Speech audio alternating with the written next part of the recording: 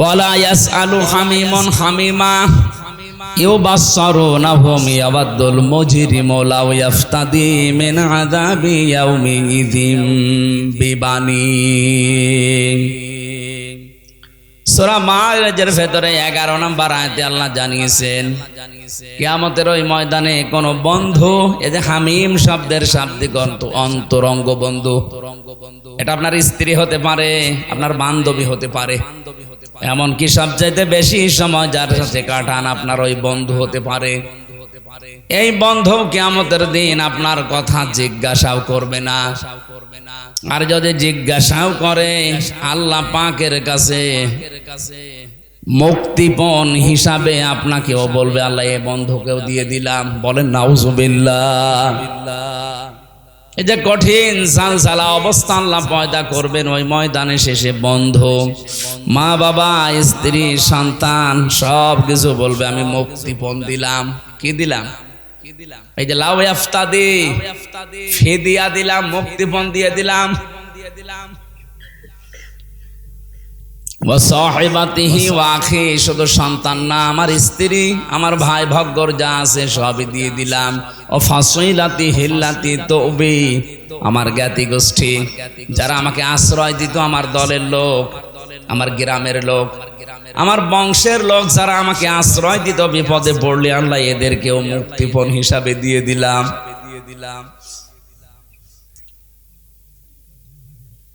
অমাং feel আরদে Jamia, দুনিয়া যা আমার ছিল স্থায়ী অস্থায়ী সব দিলাম।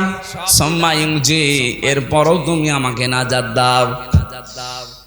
কিয়ামতের এই দৃশ্যটা একটু সামনে নিয়ে এসে দেখেন কত ভয়াবহ। নিজের স্ত্রী পর্যন্ত মানুষ দিয়ে দেবে, অন্তরঙ্গ বন্ধু, স্ত্রী, সন্তান, দুনিয়ার অস্থায়ী স্থায়ী যত সম্পদের মালিক ছিল লোকটা সব আল্লাহকে বলবে আল্লাহ নিয়ে যান, শুধু সম্মাইজি আমাকে কিছু বলবেন না।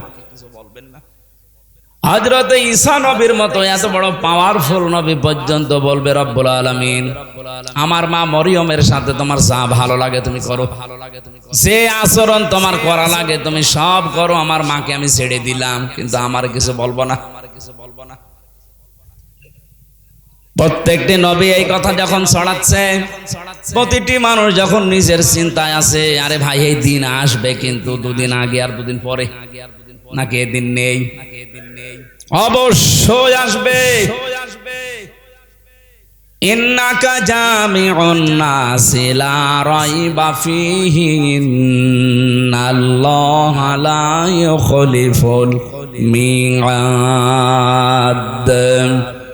কোরআনে কারীম জানাচ্ছে অবশ্যই মানুষদেরকে এক জায়গায় জমা করা হবে, এ ব্যাপারে কোনো সন্দেহ নেই। লা রাইবা ফি, কোরআনের খাতিরে আল্লাহ যেমন দিয়েছেন যালিকাল কিতাবু লা রাইবা ফি, কোরআনে কোনো সন্দেহ নেই। কিয়ামতের কথা বলার সঙ্গে সঙ্গে আল্লাহ বলেন লা রাইবা ফি, কোরআনে সন্দেহ নেই। কিয়ামতেও কিয়ামতে কোনো সন্দেহ নেই। আর আল্লাহ যে ওয়াদা দিলেন কোনদিন আল্লাহর এই ওয়াদা তিনি ভঙ্গ করবেন না। তার মানে এদিন আমাদের সকলের সামনে মাস্ট বি, আসবে। দৃশ্যটা আপনি সামনে নিয়ে এসে বলেন তো চোখ বন্ধ করে, এরকম একটা জায়গায় আছেন যেখানে বউ পালিয়ে যাচ্ছে, যেখানে ছেলে মেয়ে পালিয়ে যাচ্ছে, দলের লোক সব পালাচ্ছে আর পালাবে। এটা দুনিয়ার হিসাবে আপনি একটু দেখেন। এখানে আমরা যারা আছি যত বড় মাপের লোক হই, 200 বছর পরে যদি এই নামুজা গ্রামে এসে বলে 2 তালা বাড়ি আমার, ওর দাঁত মুখ খুলে ফেলবে। কি অথচ ওইগুলো সব আত্মীয় স্বজন, মাত্র 200 বছর পার হয়ে গেছে। যদি আপনার ছবিও থাকে 200 বছর পরে যে এইটা আপনার পরদাদার ছবি ছিল, তাও আপনার নাতির নাতির নাতিরা মানবে না, বলে না ও আসলে জমির ভাগ নেবে। কথা বলছেন না? আপনি এসে দেখেন তো দুনিয়ায় আল্লাহ পাক বলেন এমন একটা কঠিন মুহূর্তে কেউ কখন যারা প্রশ্ন করছে না, কারো সম্পর্কে জিজ্ঞাসাও করছে না, হঠাৎ করে একটা আওয়াজ আসবে রব্বি হাবলি ইয়া উম্মতি।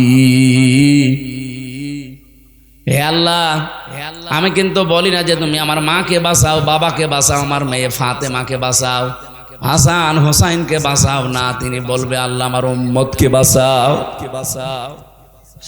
সবার নজর ওইদিকে যাবে, কে গো এ কথা বলে এত বড় বিপদে? যার সিগনেচার ছাড়া আপনি জান্নাতের গেটে যেতে পারবেন না, তিনি তাকিয়ে সবাই বলবে কে? আওয়াজ আসবে, আমাকে চিনতে পারো না, আমি তোমাদের এতিম নবী মুহাম্মাদুর রাসূলুল্লাহ। বিশ্ব নবী সুপারিশ করার জন্য সামনে নিয়ে আসবে, এক একজনের হাত ধরে, এইভাবে হাত ধরে নিয়ে আসবে, বলবে আল্লাহ এটার বিচার করেন। বলেন আপনাকে সামনে নিয়ে গেল রুবেল সাহেব, আপনি যা জীবন তৈরি করেছেন, নবীজি যদি আপনার ডান হাত ধরে আল্লাহর সামনে দাঁড় করিয়ে বলে আল্লাহ নেন, এর যে 50 বছরের জীবন দিয়ে দিলাম, কি করেছে জিজ্ঞাসা করেন। এটা ফালতু কথা না, কোরআনের হাদিসে এইভাবে এসেছে। নবীজি নিজে আপনাকে নিয়ে দাঁড় করিয়ে দেবে, এই রুবেল বল তোর 50 বছর কি করে কাটালি? মা তাজালু কদামা বানি আদামা আবদি ইয়াউমাল কিয়ামাতি হাত্তা ইসআলা আন খামসিন আন উমরিহি ফিমা আফনা। একটা জীবন দিয়েছিলাম 70 বছর 80 বছরের, সত্যি করে বলতো কি করে কাটালি? বগুড়াবাসী আপনারা শিক্ষিত মানুষ, রংপুরের মতো মফিজ না আপনারা, রাজশাহী বিভাগের মানুষ, জ্ঞানী মানুষ। বাংলাদেশে যত বিভাগ আছে সব চাইতে বেশি বিচক্ষণ জ্ঞানী মানুষ রাজশাহী বিভাগে বাস করে। আপনি নিজে এবার বলেন তো, আল্লাহু আকবার না বলে নিজে বলেন, যা করেছেন এই 50 বছরে আপনি দাঁড়িয়ে আল্লাহর সামনে, বিচারকের সামনে হয়তো উল্টা পাল্টা কথা বলে এদিকে ওদিকে করা যায়, এমন বিচারক আপনার চোখের পলক বোঝে, কোন নিয়তে চোখের পলক মেরেছিলেন এইটাও তার কাছে ধরা পড়ে যায়। কথা বলেন ঠিক কিনা? এরকম একজন বিচারপতির সামনে দাঁড়িয়ে নিজের জীবনের হিসাব দেওয়া লাগবে, তাও 2 দিন 5 দিন 10 দিন না, পুরা 50 বছরের। মাঝে মাঝে আমার মনে হয় আল্লাহ আমার 33 বছরের জীবনে যদি তোমার সামনে দাঁড়িয়ে বলো হামজাজা 2024 সালের অক্টোবর মাসের 31 তারিখ পর্যন্ত তোরে মাফ করে দিলাম, শুধু নভেম্বর মাসের 1 থেকে 17 এই 17 দিনের হিসাব দিয়ে তুই জান্নাতে চলে যা। আমার যা কাজ কারবার, আমার যা আমল আখলাক, আমার এই 17 দিনের হিসাব দেওয়া সম্ভব না। আপনারা পারবেন, হ্যাঁ? আল্লাহু আকবার যে বললেন, হ্যাঁ জ্ঞানী মানুষ আপনারা, হিসাব বোঝে। বিশ্বনবী মুহাম্মদুর রাসূলুল্লাহ নিষ্পাপ ছিলেন, তার আগে পেছনের সব কিছু আল্লাহ মাফ করে দিয়েছিলেন। এরপরও নবীজি প্রতিদিন বলতেন 100 বার করে আল্লাহুম্মা হাসিবনি হিসাবাই ইয়াসিরা, আল্লাহ তুমি আর যাই করো আমার হিসাবটা একটু সহজ করে দিও। সত্যি আল্লাহ যদি কাউকে হিসাব নেয়, পুরা জীবনের নেওয়া লাগবে না, একদিনের হিসাবও আপনি সঠিকভাবে দিতে পারবেন না। আল্লাহ যদি কাউকে মাফ করতে চায়, সবার সামনে এভাবে বিচার করবে না, পর্দা নিয়ে নেবে। রুবেলকে ডাক দিয়ে পর্দা দিয়ে ঘিরে নেবে, আল্লাহ নিজের সামনে দাঁড় করিয়ে বলবে ওই এগুলো করেছিলি। ওর তো জবাব দেওয়া ছাড়া উপায় নেই, কারণ আগে পরের সব কথা আমার আল্লাহ আগে জানেন।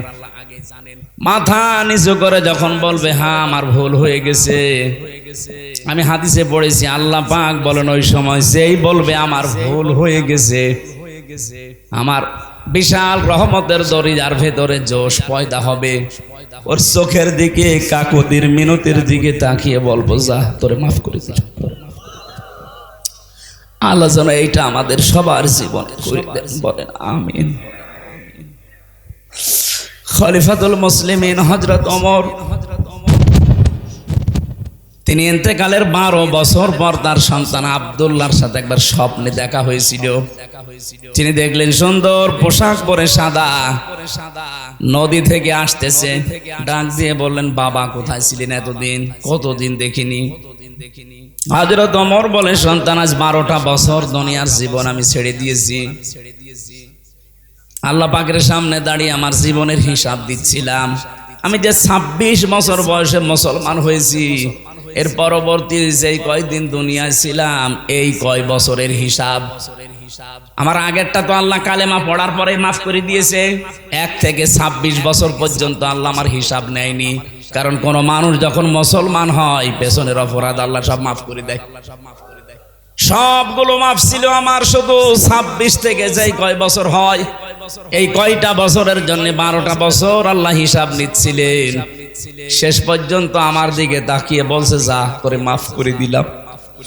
এখন এই যে জান্নাতের নহর থেকে গোসল করে এই যে সাদা পোশাক, এটা জান্নাতের পোশাক, এটা পরে আমি জান্নাতের দিকে যাচ্ছি।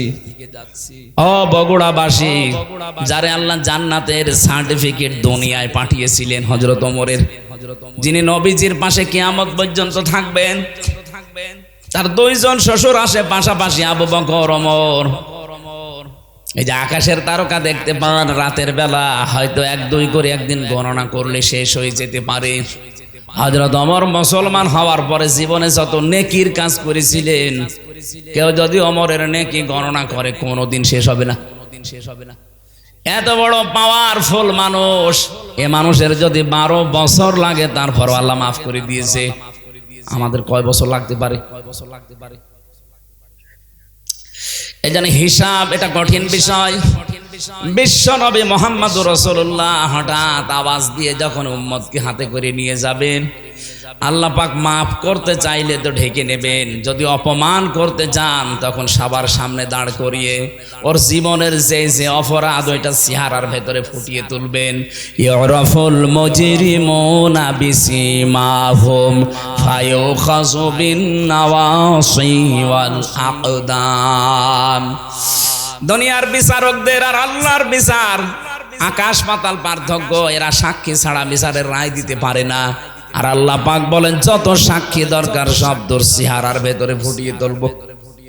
কেউ যদি জেনা করে, জেনাকারের এই জায়গায় লেখা থাকবে জেনা এদেশে নেই। কি আছে কি আমরা তো দেখতে পাই না। এটা যেহেতু গ্রাম অঞ্চল, এই নামোজা এলাকা, বহু মানুষ আছে যে 1 বিঘা জমি নেয় 50-60 হাজার করে টাকা দেয়, যতদিন জমি করে খাবে ততদিন উনি টাকা ফেরত দেবে না। এটা কি নাম কি? এগ্রিমেন্ট, বন্ধ কি যাই বলেন, এটা সুদ হচ্ছে। এটা মায়ের সাথে জেনা করার গুনাহ হচ্ছে। সত্যি কি এলাকায় আছে? না ভাই, এটা আপনি না খেয়ে থাকেন, মরে যান, কিন্তু এই মায়ের সাথে জেনা করা যাবে না। আপনার কি বিশ্বাস হচ্ছে না?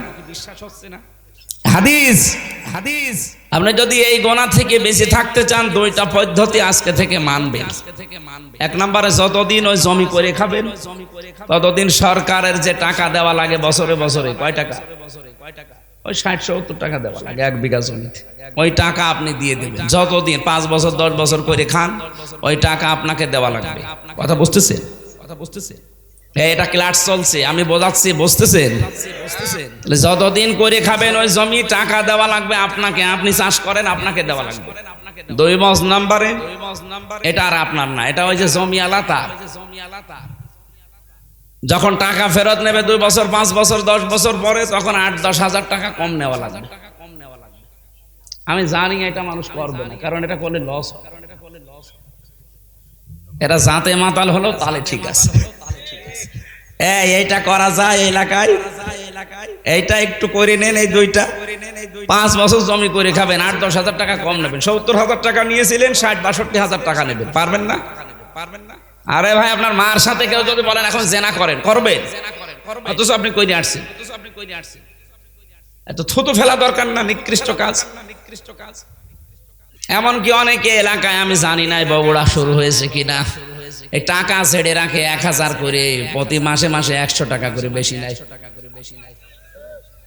এই কাজে যারা আছেন তারাও জেনা করছেন। এই কাজটা আজকেই ছেড়ে দেওয়া লাগবে। কারা কারা ছেড়ে দেবেন হাত তোলেন তো। হ্যাঁ, এই এলাকায় আছে, আমি তো মনে করছিলাম নেই। এই যারা হাত তুললেন অধিকাংশ দাড়িওয়ালা টুপিওয়ালা মানুষ। কিসের নামাজ পড়েন আপনি বলেন তো? বলেন, আপনি কি ভণ্ডামি করেন আল্লাহর সাথে? ইয়ার কি জায়গা পান না? এই লোকটা দাড়ি নেই তাও তো হাত তোলে না। আর আমরা কোথায় পৌঁছিয়েছি? না, এই গোনা বাদ দেওয়া লাগবে। আমি ঠাট্টা করার জন্য ইয়ারকি মারার জন্য বলছি না। যারা এরকম অপরাধে আছেন সে যেই হোক, আজকে এখান থেকে তাওবা করে বাড়ি যাবেন না। আমি 1000 টাকা দিয়েছি ওরে বিপদের জন্য, আমি 1000 নেব, 1100 টাকা আমি নেব না। এটা পারা যাবে নাকি এ মাহফিল পর্যন্ত শেষ? আলহামদুলিল্লাহ, আলহামদুলিল্লাহ। এই মাহফিল যদি সাকসেস হয় তবে এই গোনাটা ছাড়ার কারণে হবে। আমি বলছিলাম মুহাম্মদুর রাসূলুল্লাহর সিগনেচার ছাড়া, তার সুপারিশ ছাড়া কেউ জান্নাতে যেতে পারছে না, পারবে না। তিনি যখন একটা একটা করে উম্মতকে নিয়ে শেষ পর্যন্ত বলবে, আল্লাহ এটা আমার উম্মত, আমি ছিলাম না ওই জামানায়, আমাকে না দেখে আমার কথাগুলো শুধু শুনে শুনে বিশ্বাস করে মানুষগুলো দুনিয়ার জীবন চালিয়েছে, দয়া করে মালিক তুমি একে মাফ করে দাও। নবীজি যেন ওই সময় আমি হামজা এবং আমাদের জন্য একটু সুপারিশ করেন, বলেন আমিন। কোরআনে কারিমের 6666টি আয়াতের মাত্র একটা আয়াতের 4 ভাগের 1 ভাগ পড়েছি। সূরা আলে ইমরানের 200টা আয়াত আছে, মাত্র একটা আয়াত 14 নাম্বার, তার ভেতরে 2টা শব্দ পড়েছি।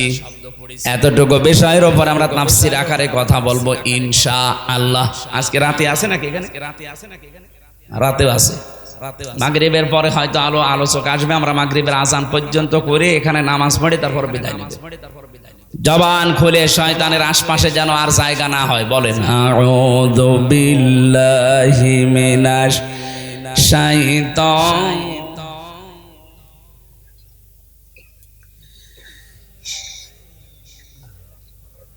সরিয়ে দেন, হালকা সরিয়ে দেন।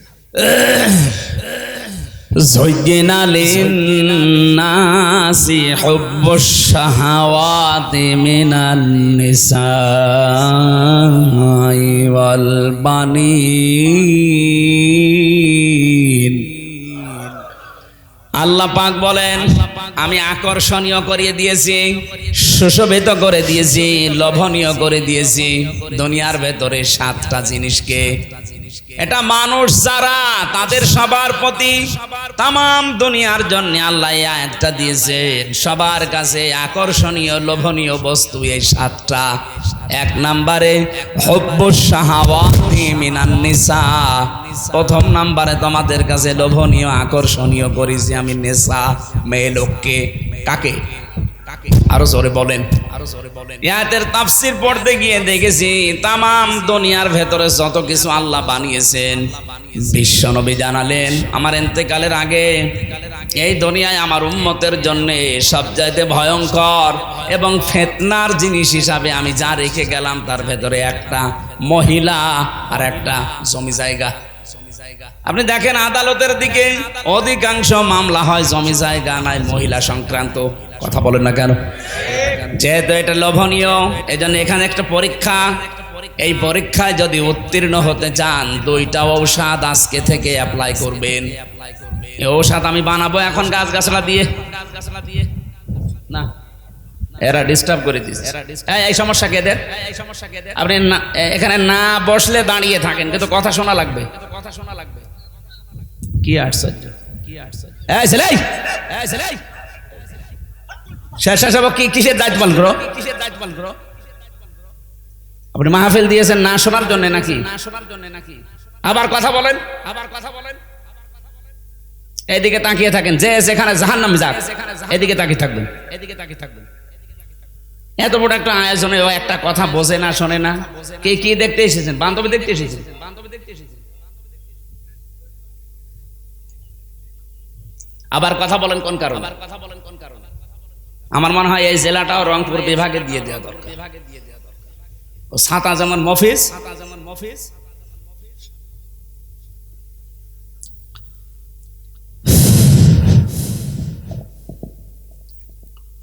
প্রথম কথা বলছিলাম বিশ্বনবী মুহাম্মদুর রাসূলুল্লাহ জানিয়েছেন 2টা ঔষধ যদি তোমরা দুনিয়াতে খেতে পারো, অ্যাপ্লাই করতে পারো, দুনিয়ার জীবনে সেট করতে পারো, তাহলে এই ফিতনা, এই যে লোভনীয়, এইটা থেকে বেঁচে থাকতে পারবা। আমি জানি আমি সহ প্রত্যেকেই এই রোগের রোগী। এই যে মেয়ে লোক দিয়ে আমার আল্লাহ হাজার হাজার মানুষকে আজ পরীক্ষায় ফেলে রেখেছেন। আর মেয়ে লোকের যে ষড়যন্ত্র এটা কোরআনে উল্লেখ আছে, ইন্না কাইদাকুন্না আযীম, মেয়েদের চক্রান্ত বড় ভয়ঙ্কর। শয়তানের চক্রান্তের কথা আল্লাহ কোরআনে বলতে গিয়ে বললেন, ইন্না কায়দা শাইতানি কানা দাঈফা, শয়তানের চক্রান্ত একেবারে দুর্বল। শুধু দুর্বল না, একেবারেই দুর্বল, দাঈফ আর দাঈফা। কিন্তু যেখানে মহিলাদের কথা আল্লাহ কোরআনে নিয়ে আসলেন, সেখানেই বললেন, এই আয়াতটা কিন্তু ইউসুফ নবী আলাইহিস সালামের জামানার। ওই যে জুলাইখা যার ষড়যন্ত্র করে ইউসুফ নবীকে জেনার তহমত পর্যন্ত নেওয়া লেগেছিল, সে আয়াত সূরা ইউসুফের ভেতরে 28 নম্বর আয়াতে আছে, ইন্না কাইদাকুন্না আযীম। এখানে যারা আরবি গ্রামার জানে কিনা জানি না, যদি আলেম কেউ থাকে দেখবেন ইন্না কাইদাকুন্না আছে, আল্লাহ বহু বচন দিলেন। অথচ আয়াত নাজিল হচ্ছে জুলেখার জন্য। জুলেখা কয়জন? বলেন বলেন। এক বচন, দুই বচন, এরপরে দুইয়ের বেশি হলে হয় বহু বচন। আল্লাহ একবারেই দুই বচন বাদ দিয়ে বহু বচন লাগিয়ে দিলেন। কোন কারণে? জুলাইখা তো আর 10-12 জন না, কয়জন? আল্লাহ ভালো করে জানে জুলাইখা শুধু এইটা না, কিয়ামত পর্যন্ত এরকম দুর্বিসন্ধিওয়ালা জুলাইখা দুনিয়ায় আসবে। কথা বলেন না কেন? আমার মনে হয় তার ভেতরে আমাদের দেশে একটা কি দুর্বিসন্ধি দেখিস। 15টা বছর কি কায়দা কৌশল করে চলে গেল। আমার মনে হচ্ছিল মানুষ পিটিয়ে মারবে, কিন্তু কি কায়দা করে পালিয়ে চলে গেছে। মেয়েদের চক্রান্ত বড় ভয়ঙ্কর। ও যদি কাউকে টার্গেট নেয়, ওই পরিবার পর্যন্ত ধ্বংস হয়ে যায়। আজ 100টার প্রায় 98টা পরিবারে শান্তি নেই। অধিকাংশ, আমি যতটুকু জানি, তার স্ত্রীর কারণে। অধিকাংশ মহিলা দেখবেন নিজের আত্মীয় স্বজন, বাবা মামা চাচা, এগুলো আসলে খুব আনন্দে আছে। আর স্বামীর মা বাবা, তার নিজের পক্ষ থেকে যদি কেউ আসে, ওর অটোমেটিক মন খারাপ হয়ে যায়। আপনি মানুষ, আমি নিজে স্বামী, এই যে কোরআন শরীফ আমার সামনে, যত স্বামী বসে আছে জিজ্ঞাসা করেন, মানুষ হিসাবে মানুষের একটা দুর্বল জায়গা আছে। মানুষ হিসাবে প্রত্যেকটা মানুষ, যদি কেউ কোনো স্ত্রী চায় যে আমার স্বামীকে আমি 100 ভাগ খুশি রাখবো, তাহলে আমার মা বাবার সাথে আপনার ভালো ব্যবহার করবেন। তাছাড়া জীবনও আপনি আমার মন পাবেন না। উপরে উপরে হয়তো আপনাকে সংসার করার জন্য সোনা মধু বিভিন্ন জিনিস বলা লাগে, তো মন পাবেন না যদি আমার মা বাবা আপনার মা বাবার মতো সম্মান না পায়। এই কথা বলছেন না কেন? যারা স্বামী আছে, এটা মনে হচ্ছে না 100টার 98টা ওটা চাচ্ছে না। এই জন্য তো পরিবারে শান্তি। নারী নির্যাতন কিছু হলে আগে মামলা হয়ে যায়, আর পুরুষ নির্যাতনে যে আমরা মরিয়ে যাচ্ছি, কোনো মামলা নেই। আমার মনে হয় এই আইন পাশ করা দরকার সামনে। পুরুষ নির্যাতনেরও আইন আছে। কত মানুষ আমরা রোগী হয়ে গেছি, কিছু বলতে পারছি না। তাই বিশ্বনবী জানিয়েছেন, 4টা গুণ যাই মহিলার ভেতরে পাওয়া যাবে, ওই মহিলাকে আল্লাহ জান্নাতের 8টা দরজা খুলে রাখবে। সেখানে নামাজের কথা নেই, রোজার কথা নেই। আপনি দেখেন, আমি বলছি একটা একটা করে। ইদা নাজারা ইলাইহা সাররাতুহু, বিশ্বনবী বলেন যে মহিলার দিকে তার স্বামী বাইরের কর্মজীবন শেষ করে বাড়িতে আসার পরে স্বামীকে সে আনন্দ চিত্রে অভ্যর্থনা জানাবে। অভ্যর্থনা জানানোর দরকার, তোর মুখের ভেতরে তাকানো যায়। সম্মানিত মা বোন যারা এসেছেন, আমি দেখলাম বহু মহিলা সব কালো বোরকা পরে পরে ঘুরতেছে। শুধু নামাজ পড়া আর রোজা করা, কালো বোরকা পরে ঘুরলে আপনি মনে করছেন আপনি জান্নাতি। কখনো না। স্বামী যখন বাইরে থেকে আসবে, অনেকে মনে করছে আমার স্বামী নেই, তাহলে আমার প্রেমিকা। না, ওইটা আবার বাদ। আপনার ভালোবাসা তৈরি হবে বিয়ের পর। কখন? কেন এটা বললাম বলেন তো? বিয়ের আগে ভালোবাসা করা জায়েজ নেই কেন?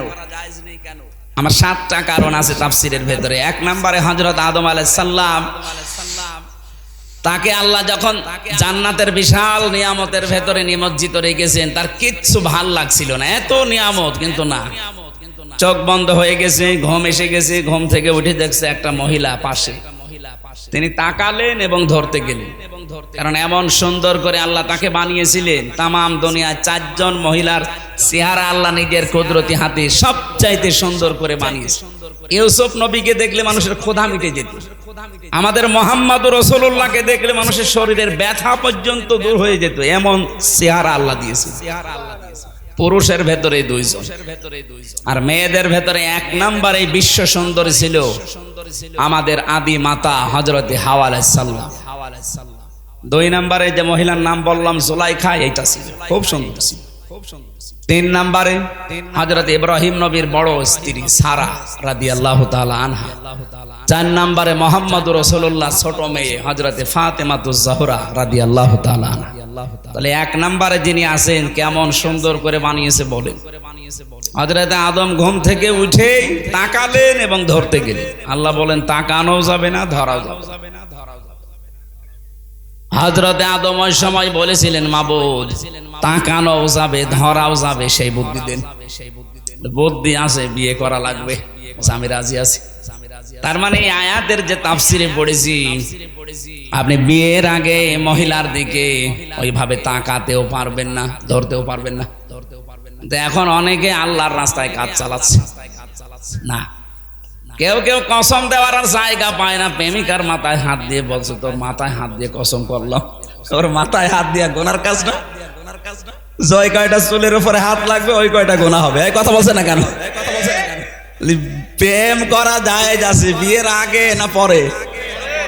যারা বিয়ের আগে প্রেম করছে এটা ছেড়ে দেওয়া লাগবে। কার জন্য বলেন তো? আল্লাহর জন্য। ছেড়ে দেবেন কারা কারা? হাত তোলেন তো। এই বুড়ো মানুষ আবার কিসের প্রেম আপনার? যুবক মানুষ হয়তো হাত তুলতে পারে 2-1টা, মুরব্বী মানুষের প্রেম হবে দাদির সাথে। ঠিক আছে, ঠিক আছে। আমরা যে কথাটা মাসলা নিয়ে আসলাম, তাহলে প্রেম করা জায়েজ আছে, কিন্তু বিয়ের আগে না পরে? না, বিয়ের পরে। হযরত আদম আলাইহিস সালাম, আমি ঘটনাটা আনলাম এই কারণে, হযরতে আদম নবী আলাইহিস সালাম বললেন আমি রাজি আছি। আল্লাহ পাক বলেন এক কাজ করো, দেন মোহর দেওয়া লাগবে। তার মানে বিয়ের প্রথম যে কাজ দেন মোহরের কথাবার্তা আনা। আমাদের এসব নেই, কারণ দেন মোহর তো দেওয়া লাগে না, বাকি ফাঁকি। যারা এই নিয়তে বিয়ে করেছেন যে 10 লাখ বানাবো, অসুবিধা নেই, ও দেওয়া তো লাগবে না, বাসরাতে মাপ চেয়ে নেবো, আপনি জেনাকার হয়ে উঠবেন কিয়ামতে।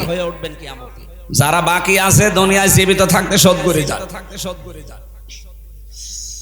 আমার ভাইরা, বিশ্ব নবী জানিয়েছেন মেয়েটা যখন আসবে,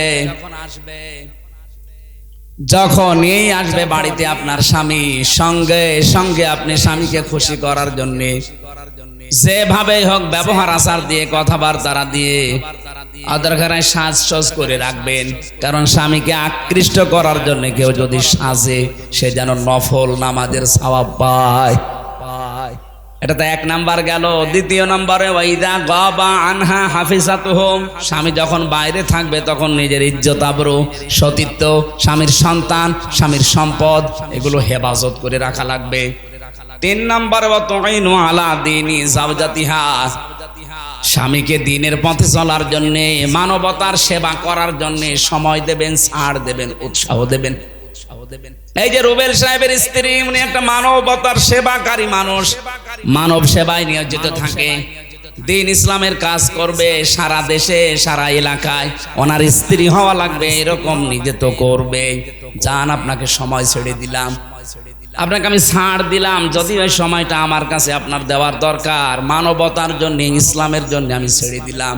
উৎসাহ যদি দিতে পারে, ওনাকে খাদিজাতুল কুবরার সাথে ওই মেয়েটাকে আল্লাহ জান্নাতে ডাকবে। আর যদি আরো নিষেধ করে কি করে বেড়াও তুমি, না তোমার বউ নেই বাড়ি, আপনার তো আছে, আপনার চাইতে নবীজির বউ ছিল না?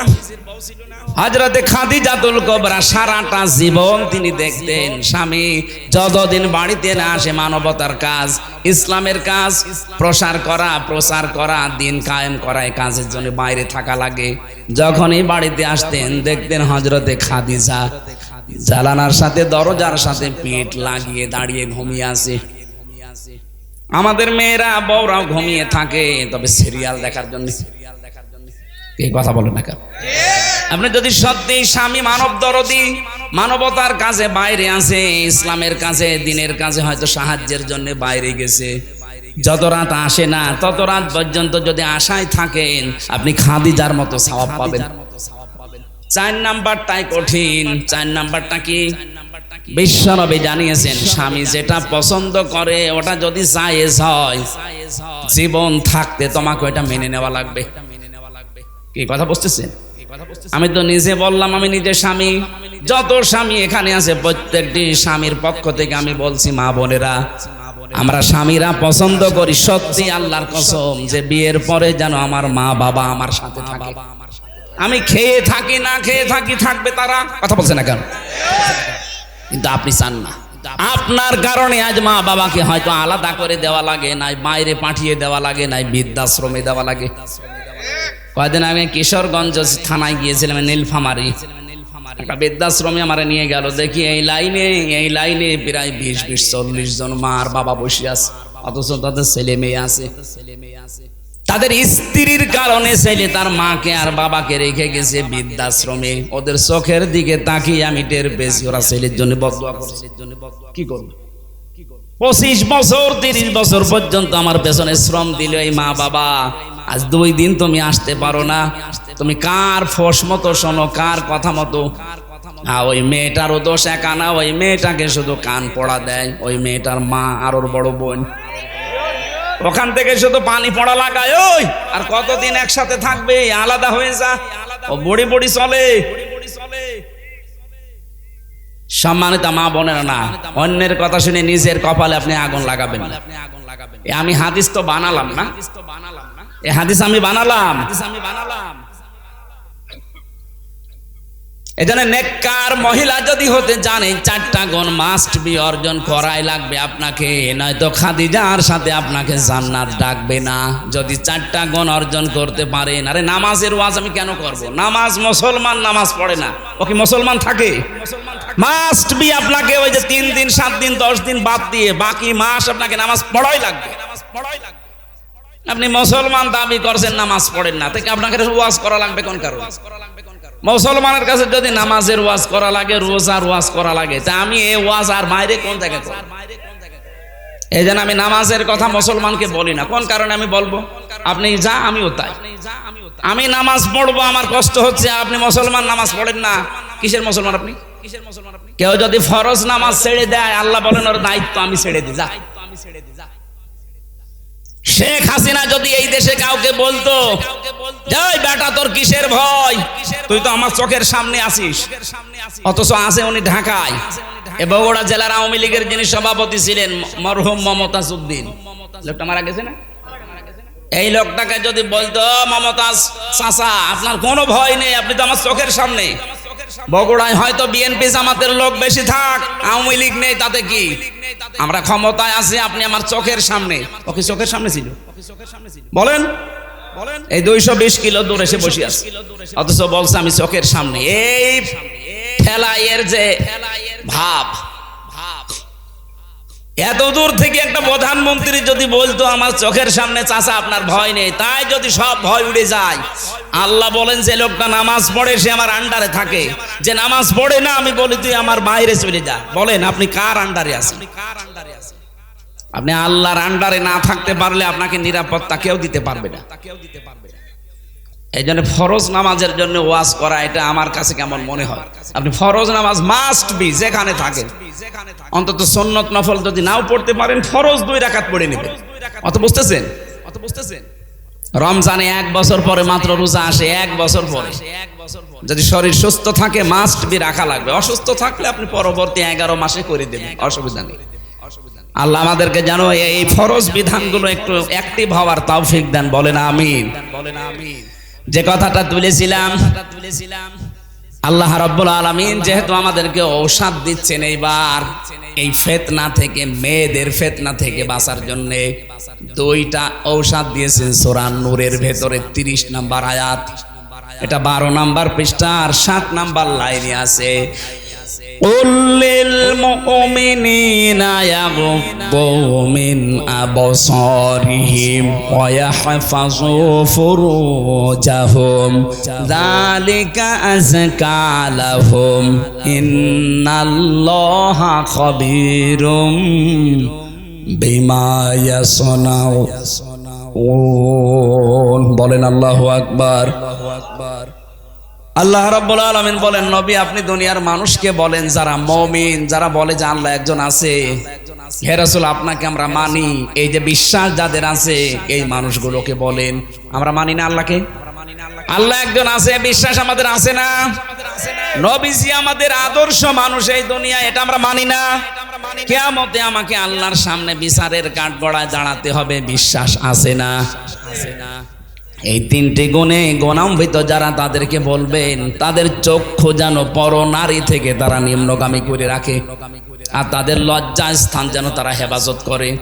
এই দুইটা ঔষধ যদি তোমার উম্মতেরা মেনে চলতে পারে, আমি বলছি যালিকা আযকা লাহুম, এই যায় তাদেরকে পবিত্র রাখবে।